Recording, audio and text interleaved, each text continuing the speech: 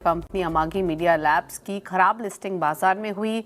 अमागी media आज 370 रुपये पर लिस्ट हुआ। कंपनी का इशू प्राइस 361 रुपये था। कंपनी ने इशू से 1780 करोड़ रुपये जुटाए हैं। खराब लिस्टिंग और आगे की विस्तार योजनाओं पर बातचीत करते हैं। हमारे साथ हैं कंपनी के एमडी और सीईओ भास्कर सुब्रमण्यम।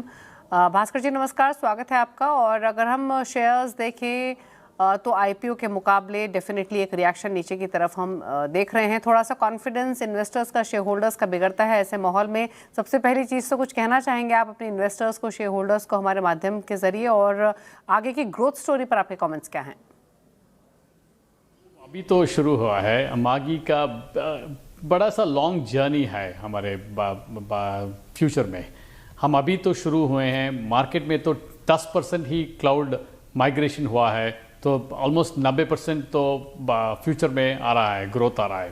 तो आप देखें तो ये तो एक ग्लोबल बिजनेस है। अभी एक्सपैंड कर रहे हैं सब जगह। और आप 2.5 ईयर्स देखें तो लास्ट 2.5 ईयर्स सिग्निफिकेंट ग्रोथ और प्रॉफिटेबिलिटी दिए हैं। वही ट्रेजेक्टरी आप देखने को मिलेगा आपको वहाँ से। मैं आश्वासन कर रहा हूँ करना चाहता हूँ कि अभी शुरू हुआ है, पिक्चर अभी बाकी है हमारे लिए।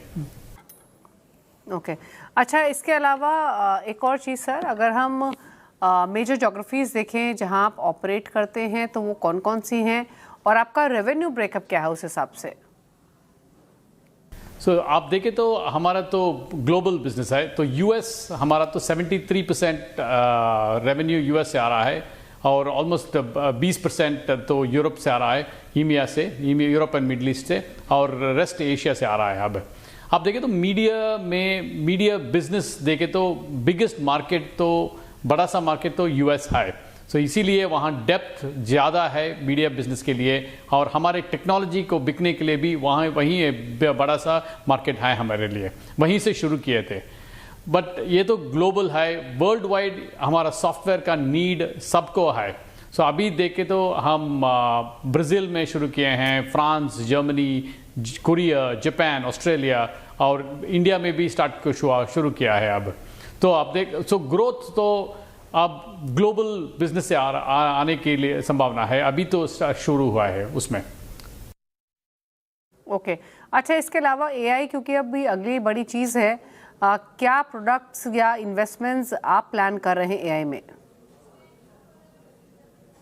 हमारा सिग्निफिकेंट इन्वेस्टमेंट्स तो एआई में जा रहा है अभी।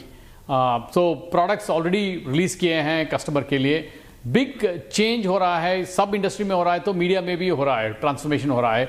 अब आप मीडिया में एक 1 रुपी आप टेक्नोलॉजी में इन्वेस्ट कर रहे हैं तो 4 रुपीज़ तो हम ह्यूमन कॉस्ट में जा रहा है अब सब ग्लोबल में।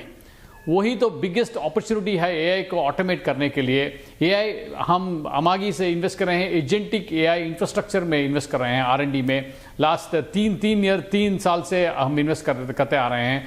वही तो बिगेस्ट इन्वेस्टमेंट्स अमागी कर रहा है। वो will be the biggest growth as well for us as we move forward. अच्छा, एक चीज़ और सर, आपके जो रिसेंट फाइनेंशियल्स हैं उनको देखकर लग रहा है कि टर्न अराउंड हुआ है। ये टर्न अराउंड कितना सस्टेनेबल लग रहा है? आप हमारे 2.5 ईयर्स देखें तो ऑपरेटिंग लेवरेज हो रहा है बिजनेस में। हमारा बिजनेस SaaS बिजनेस है, सब्सक्रिप्शन रेवेन्यू से आ रहा है, रिकरिंग रेवेन्यू है बिजनेस में। बाय डेफिनेशन ये अट्रैक्टिव बिजनेस मॉडल है। आप ग्रोथ और प्रॉफिटेबिलिटी बोथ करने के आप देखें तो 2.5 years we have done that. वही ट्रेजेक्टरी हम एक्सपेक्ट कर रहे हैं फ्यूचर में भी अब।